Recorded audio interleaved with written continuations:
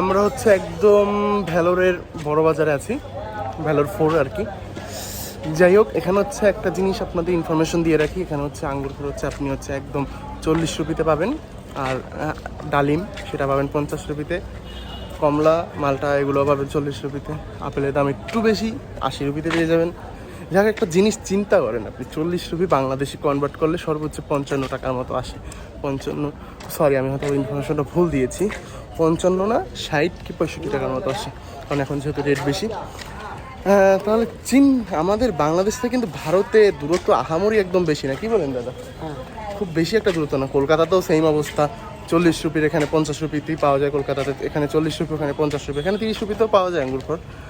আমি বুঝলাম না, হিসাব মিলাইতে পারতেছি না যে এই অল্প একটু দূরত্বতে কেন দাম বেড়ে যায়, হিসাব মেলে না।